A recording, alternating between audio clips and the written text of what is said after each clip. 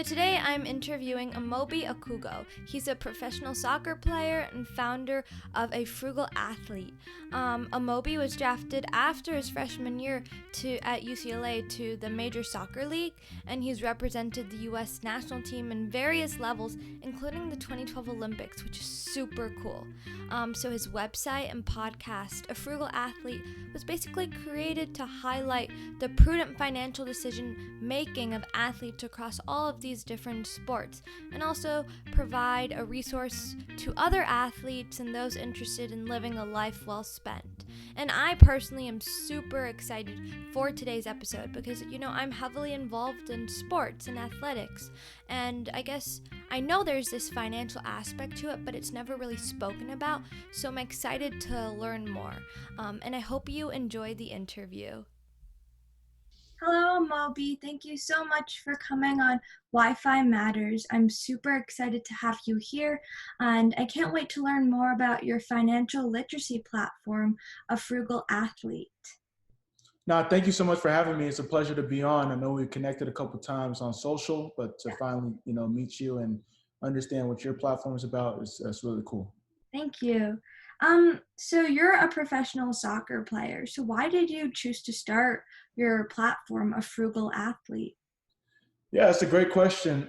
So with my career as a professional athlete, obviously, we're compensated fairly well, but with soccer, especially in the States, we're not compensated to the level of, NBA, NFL, baseball guys. So when I was looking for athletes to try to look as role models, I was finding athletes I really couldn't compare myself to from a compensation standpoint, or athletes that I really didn't want to learn from because they more, how can I say it? They lost their money. So with the Frugal Athlete, it was more me trying to figure out a way to learn from the athletes that did well, that were, strategic in how they leveraged their career, leveraged their capital. And that was kind of it. It kind of started after I saw the 30 for 30 Broke documentary. And from there, that kind of lit a spark in me going about starting the Frugal Athlete. Yeah, it's great. I love your site, and I listened to some of your episodes too, so it's really great what you're doing. Oh, thank you. That means a lot. So what is your own specific definition of frugal? Yeah, so that's a great question as well, because frugal, you think of frugal, many times people think frugal is just being cheap. Yeah, like cheap.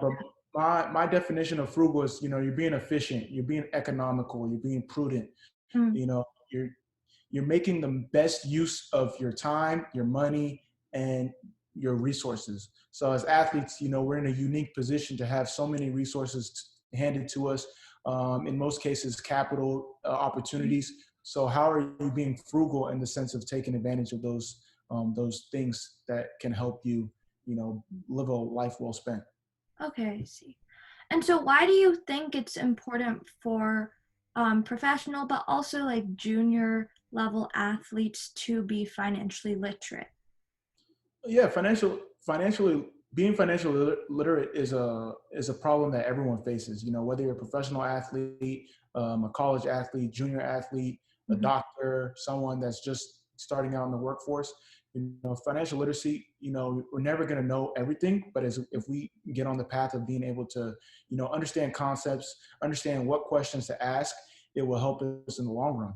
Mhm. Money's a big stress when it comes to growing up, and obviously athletes are in the limelight of Yeah. some decisions that are made. So with me, I think financial literacy, it doesn't matter who you are. I think it's important for everyone. Yeah, that's similar to Wi-Fi Matters, and I guess our mission statement really like starts off like no matter like your race, your gender, your occupation or your age, you have to be financially literate because it applies to everything, no matter what field. Exactly. Um, Yeah, that's why we were able to connect so quickly, because yeah, what you guys do is amazing. yeah, thank you. And so how can I guess junior level or middle school and high school athletes be more frugal?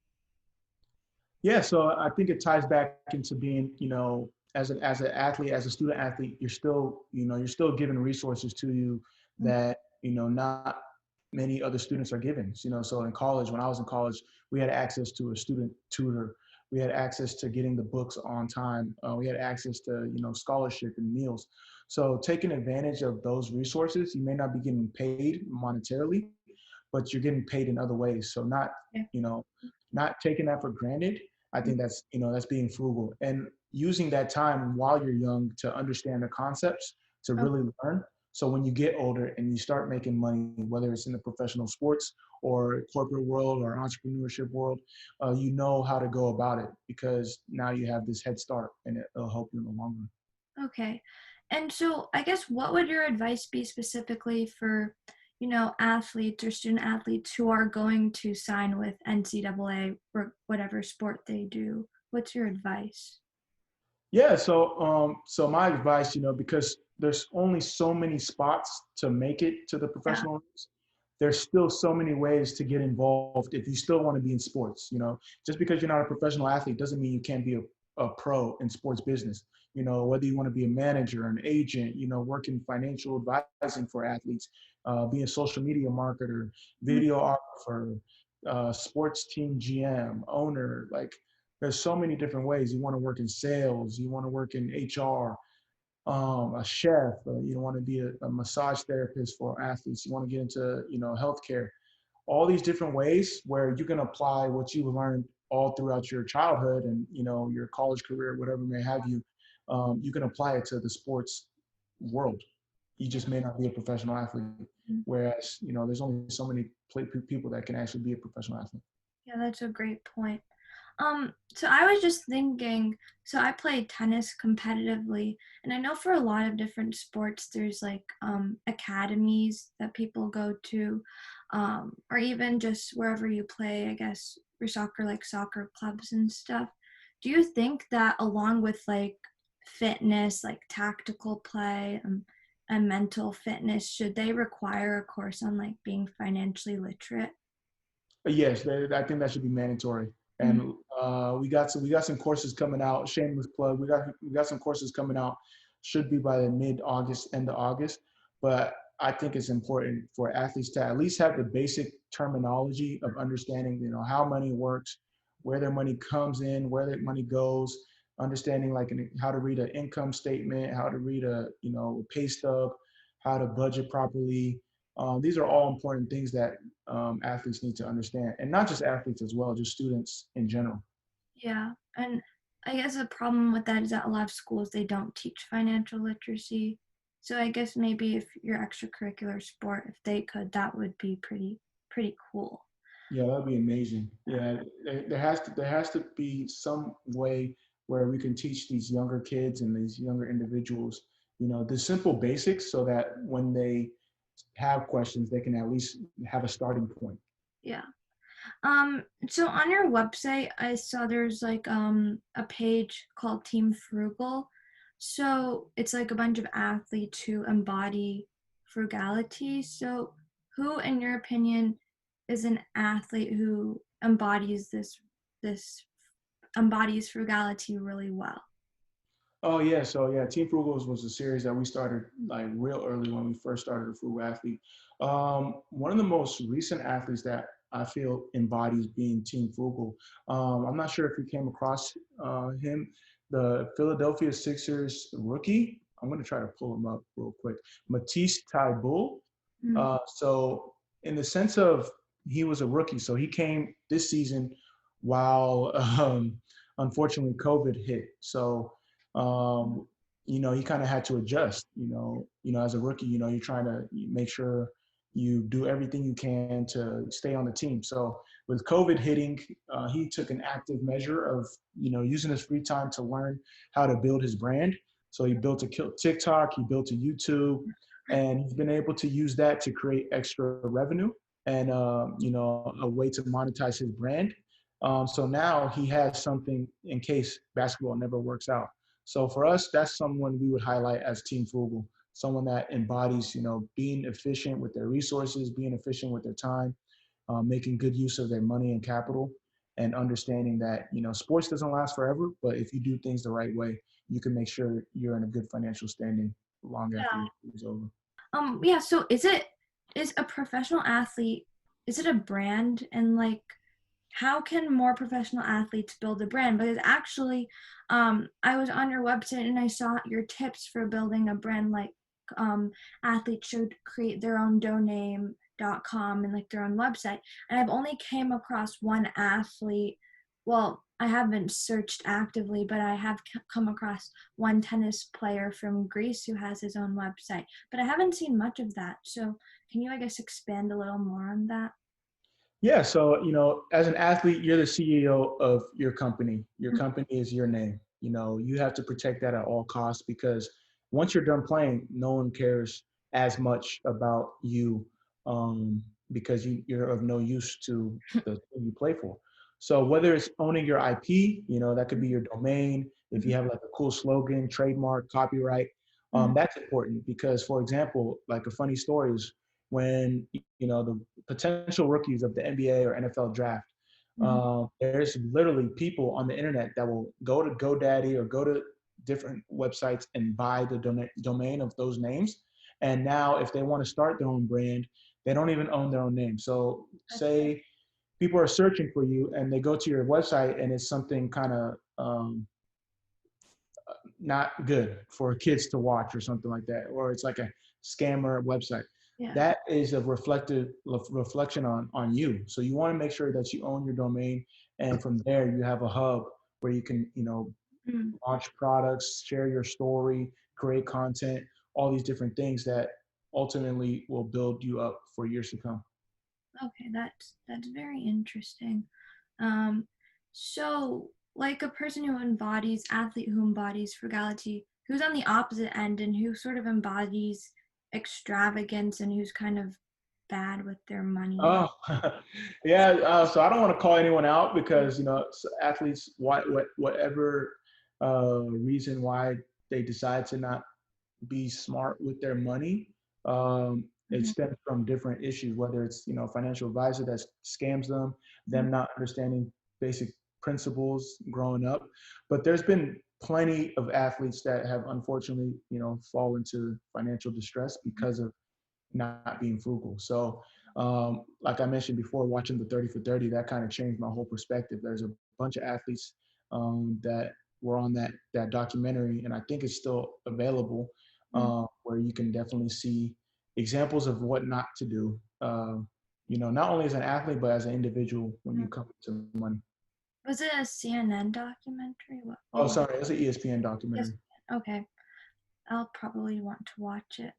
Um, ESPN 30 for 30. okay. And so I guess could you elaborate a little more on like why athletes who are rich at one point they go broke? Because you see all these stories of these athletes who are like crazy famous and then suddenly they're like penniless and stuff. Yeah, so I mean, there's a couple. There's a hundreds and thousands of reasons why athletes go broke after making a lot of money. I think one is just not understanding how to properly use a budget. Mm-hmm. Um, if you don't understand how much money you have coming in and how much money you have coming out, you'll never be able to, control your money. I think another thing is just, you know, not learning how to say no, because as athletes you want to be able to take care of your family, and that's not just your immediate family, that's your extended family as well. And then over the course of years and over the course of months and years, that adds up, and eventually then you're left with no money.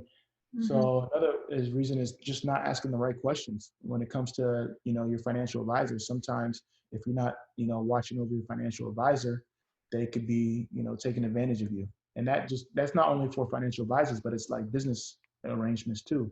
If you're trying to get into business and you're not looking at the numbers correctly, you can be going into a bad investment. But there's a number of reasons why athletes go broke. Unfortunately, it continues to happen. But hopefully, with platforms like Wi-Fi Matters and the Frugal Athlete and all these other companies that are really trying to help change the narrative, we could start seeing some change. For sure.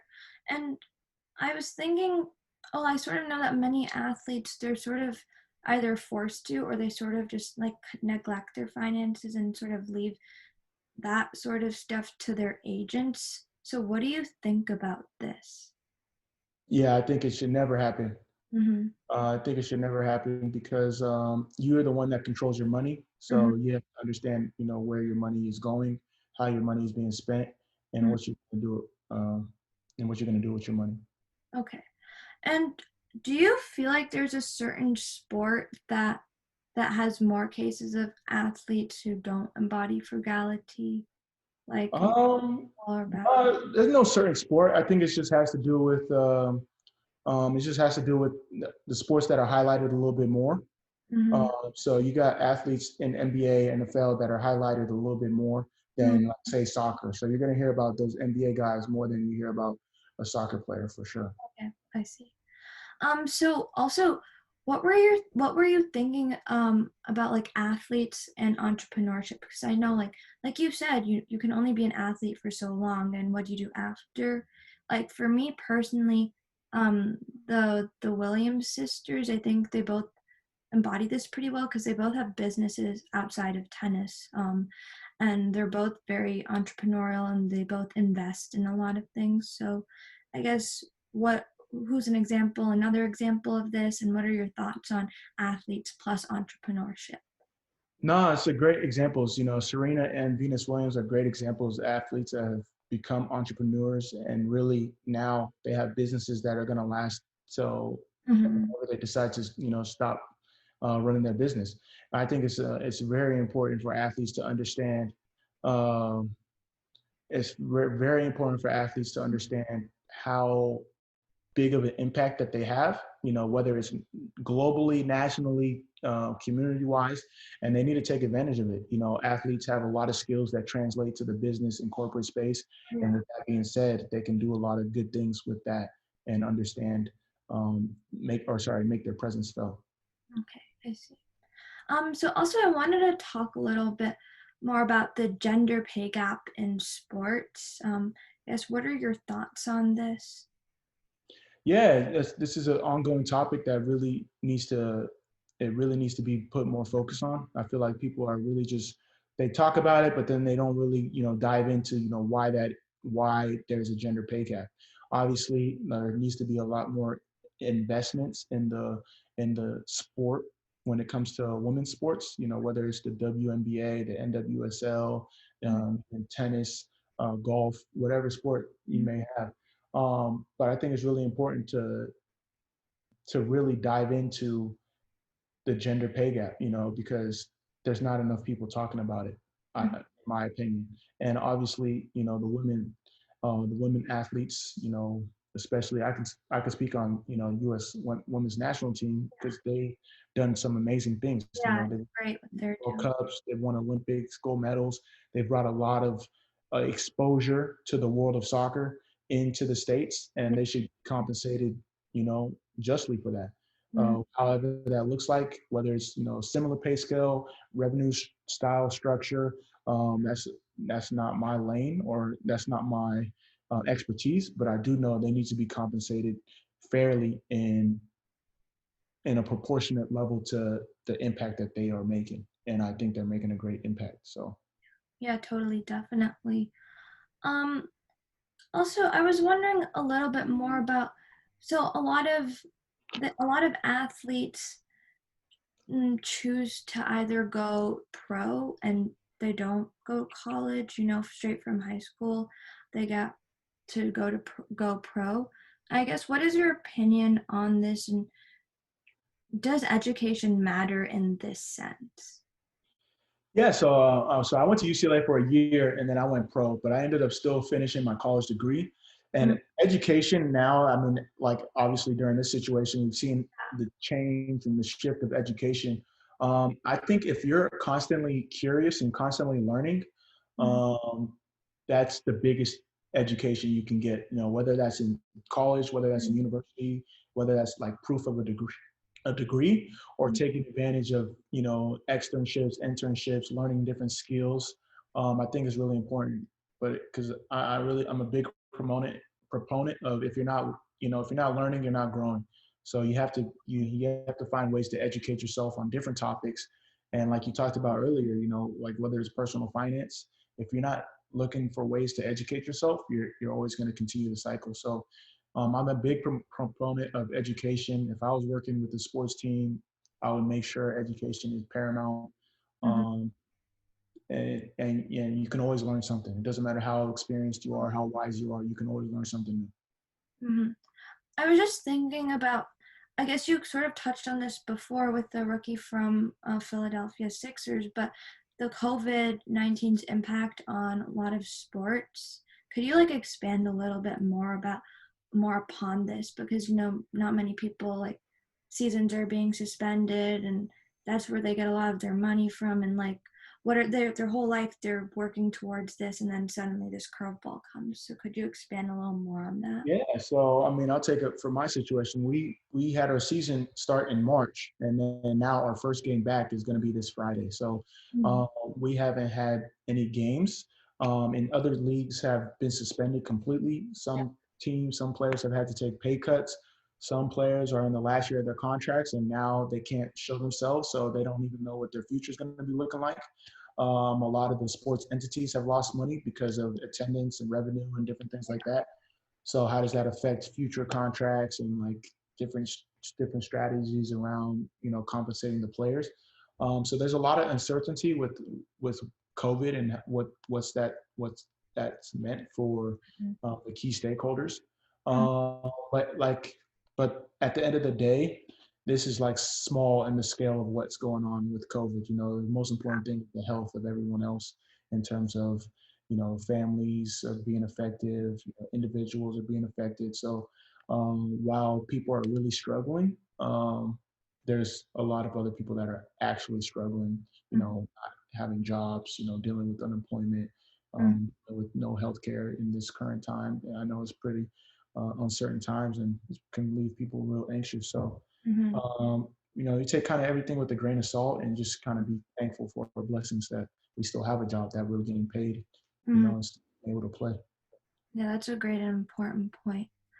Um, so I read a couple articles about I guess sort of A-listers, like, but also sports celebrities investing into fintech apps like Acorn, like um Alex Rodriguez, he's investing into like financial literacy apps, and a lot of these people, I think like Kevin Durant, he's promoting like financial literacy for teens and stuff.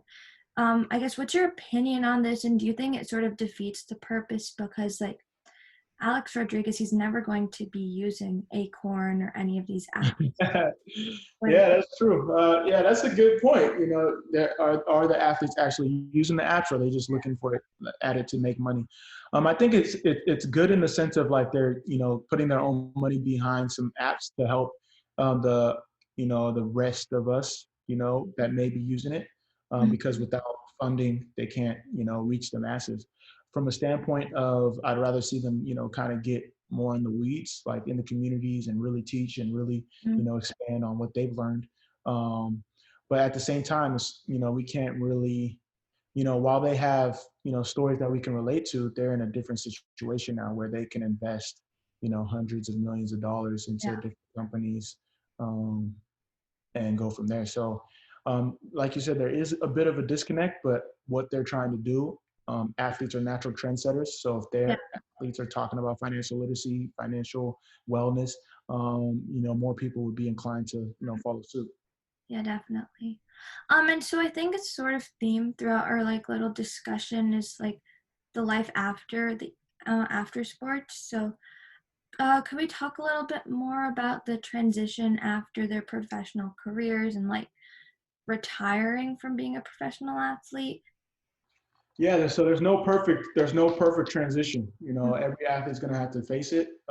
You can prepare as much as you want, but there's still going to be an adjustment period. So the best course of action is making sure you're financially stable, Mm-hmm. um, you're mentally stable, you're Mm-hmm. emotionally stable, and you give yourself the best opportunity to have a smooth transition. It's always going to be rocky, but if you take the action steps from when you first start playing, you can definitely find ways to make it more smooth. Okay. Um, Also, any books that you recommend for student athletes to read, and it can be for financial literacy or just for student athletes in general. Ooh. Books. One book, athletes are champions too. Or no, brands win championships. Athletes are brands. Those are both by Jeremy Darlow. Those are good books. Okay. For the other 98%, uh, by Crystal Beacham. How to Network in College by Isaac Sawanga. Mm-hmm. I Will Teach You to Be Rich by Ramit. I'm forgetting his last name. Um, what's another good book that I'll recommend? Um, nah, not The Millionaire Next Door. That's pretty good. But Total Money Makeover, Dave Ramsey. Yeah. Um, what else? Think and Grow Rich. Mm-hmm. Yeah, that's a good one as well. Those Okay. are, I'll give you like 5. I think hopefully that's helpful. Okay, I'll probably put those in my show notes for people to. Perfect. Yeah. And so I guess finally, what's your advice to your 15-year-old self? And it doesn't have to relate to financial literacy, it can be in general. Whatever you're thinking of, do it immediately. Don't let things wait, Oh, because once you wait, then you'll find excuses to not start. So if you have a great idea, if you don't think it's gonna work, the only way you're gonna find out if it doesn't work is if you try it. So, mhm, be curious, try things, explore. You'll never regret doing something. mhm. But you always regret not doing it. Thank you so much. This was great. Thank you for all your advice to student athletes and also professional athletes, and all your insight into this sort of world of financial literacy, this sort of niche in financial literacy. So thank you so much. No, thank you so much for having me. It's been a pleasure. So that's the end of the interview, and I hope you enjoyed it and took away some advice from Amobi. And like, regardless of whether you're an athlete or not, he does really state that financial literacy is important, whatever you do, right? So I think that's a big take-home message that I personally got, and I hope you guys also took home that advice. Also, for me, it was really interesting to sort of see all this like insider perspective on all these famous athletes, but also athletes who are not as well famous, but how they sort of spend their money, and just sort of realizing and understanding this other aspect and this other side of athletics, which is the financial aspect. So the financial side, which is really important and something pretty cool for me to learn about. So if you're interested in Amobi, and if you're interested in a frugal athlete, don't forget to check out their website and some of their podcasts as well. And I'm going to put their website in the episode description. And also, remember to register for GirlCon Chicago to listen to me and so many fearless and unstoppable women speak about their passions plus technology, and sort of how technology is really shaping the world and how it's important in every aspect, kind of similar to financial literacy. And GirlCon Chicago has over 500 attendees, which is crazy, and it's virtual and it's free for anybody to attend. So definitely go check it out. There's going to be like 50 plus industry speakers, so people from different industries are going to be speaking about their career paths, and it's just going to be a great conference for everybody to learn more. And I'm going to put the registration for GirlCon in the show notes, and I hope to see you there. Thanks so much for listening, and I can't wait to talk to you guys next time.